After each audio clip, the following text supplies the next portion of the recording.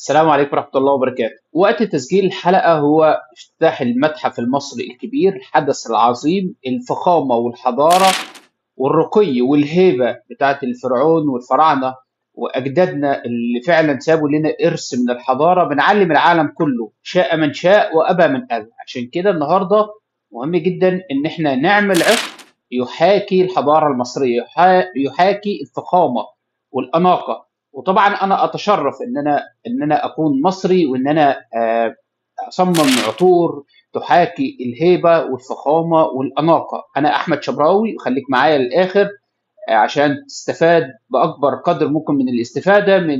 لو أنت حابب إن أنت تتعطر بعطر راقي، عطر فخم، عطر كده بالقوة والأناقة. العطر من تصميمي أنا الشخصي يحاكي الفخامة، وكمان هسيب لك ليه مصادر وصف الفيديو عشان برضو لو انت حابب ان انت تصمم التصميم ده يكون بالنسبة لك فهو فور فري لكل المصريين طبعا، وكل العرب، وكل الناس اللي بتشوفني وحابة ان هي تتعلم فعلا العطور، وحابة ان هي تستثمر في نفسها اكتر يعني. طيب، العطر اللي معاه النهارده هو ماجستيك اوف كيميت.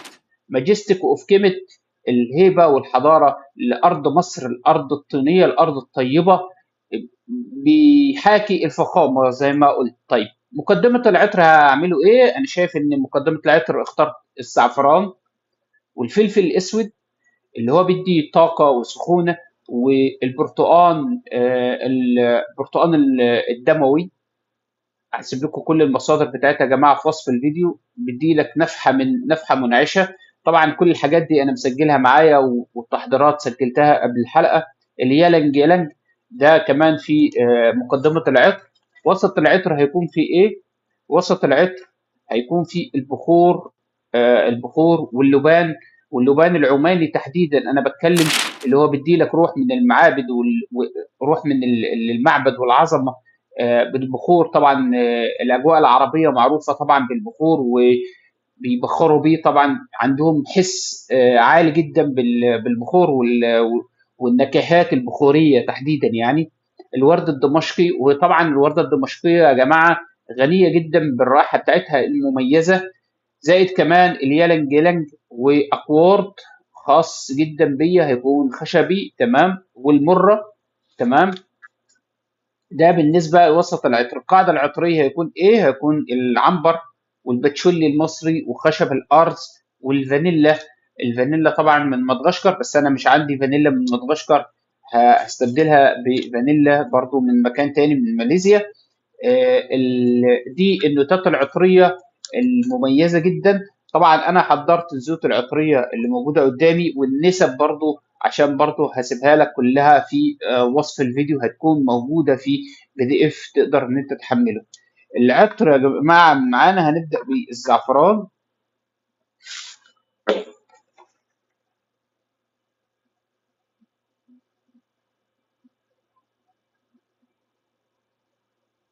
احنا قلنا الزعفران في مقدمه العطر، والفلفل الاسود البيبر.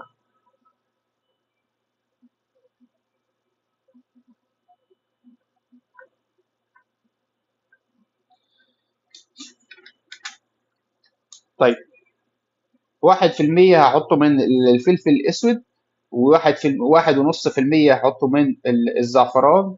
وال ده اللي انا هحطه. طبعا انا بتكلم من نسب يا جماعه، ان انا هصمم عطر 50 ملي، هيكون يعني مناسب. تقدر ان انت تعدل في النسب، وتقدر ان انت تزود فيها وتعدل فيها زي ما انت عايزه. طبعا انا احط لمسه من المسك.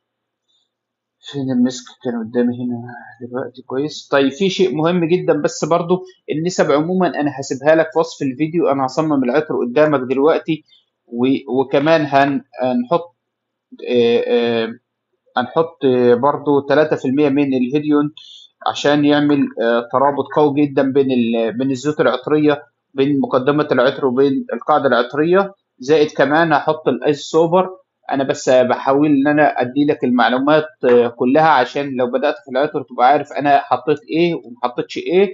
وكمان انا هسيبه لك في وصف الفيديو باذن الله، تقدر ان انت تستفاد منه. الجماعه اللي بتقول لي الكاميرا بالتقطيرات، للاسف يعني الكاميرا الستاندر بتاعها جايب لحد هنا. فانا هبدا ان انا اشتغل معاك اهو.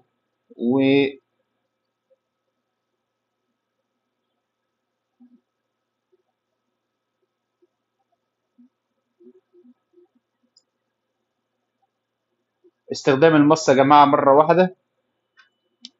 في ناس طبعا بتقول لي ان الفيديوهات كبيرة. يا جماعة الفيديوهات دي فيديوهات تعليمية، فبالتالي انا حابب ان انا ادي لك اكبر قدر ممكن من المعلومات. انا قلت الفلفل الاسود وقلت الزعفران. حطينا دلوقتي المسك بالنسبة بتاعته حطينا. هنحط الزعفران. الزعفران الإيراني يا جماعة من أفخم أنواع الزعفران.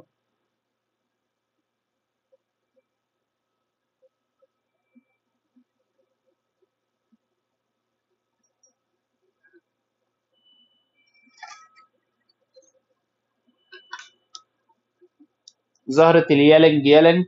زهرة اليالنج يالنج طبعا زهرة أنثوية مميزة جدا. كان نفسي إن أنا أحط افتتاحية من التفاح بس ما حسيتهاش، فبالتالي هحط افتتاحية تاني، هحط من اليالنج يالنج.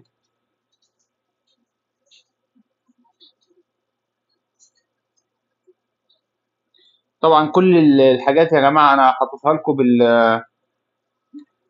يعني الفورمولا نفسها حاططها في وصف الفيديو. لو انت عايز، لو انت حاببها، يعني حابب ان انت تستخدمها ورايا، تقدر ان انت تاخدها وتقدر كمان ان انت تعدل فيها، بس انا حابب ان انا اوصلها لك بالقدر الممكن اللي انا يعني اللي انا عايزه. يعني انا عايزها تحاكي القوة خلينا بس نشوف التركيب.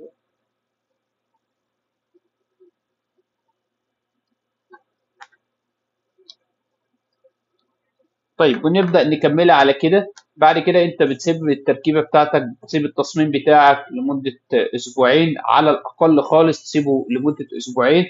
هو الزيوت اللي انا حاططها يا جماعة طبعا بتحاكي الفخامة، والذهبي الزعفران من الفخامة، والذهبي الطاقة من الفلفل الاسود، الحلاوة الشرقية من المسك بيديلك سويتي كده على ريحة نظافة. البرتقال طبعا نفحة منعشة.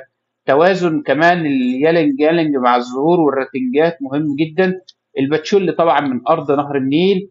الخشب الارز قاعده قاعده بدي لك قاعده جافه من خشب الارز. والفانيلا من مدغشقر لمسه دافيه، يعني لمسه دافيه انثويه كده من الفانيلا.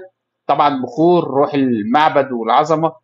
الاناقه الملكيه من الورد الدمشقي. الصمغ العربي عرق طقوس وديني شيء فخم جدا. الحقيقه ان العطر انا شايفه عطر مميز جدا، تصميم مميز جدا. آه، انا بنفسي اشتغلت عليه، تعبت عليه. لو انت حابب ان انت تستخدمه زي ما قلت لك هسيب لك في وصف الفيديو. لو انت حابب ان انت تعدل في التصميم، تقدر ان انت تعدل على حسب ذوقك انت. انا شايف ان العطر حاكي فعلا الفخامه والاناقه والهيبه بتاعت الفرعون ال- المصريين القدماء الفرعون. وكمان يحاكي ارض الطين وارض النيل دلوقتي حاليا في مصر افتتاح فخم جدا. اتمنى كل اللي بيشوفني يروح يشوف الفخامه والحضاره. مصر جاءت ثم جاء التاريخ. فعلا شاء من شاء وابى من ابى.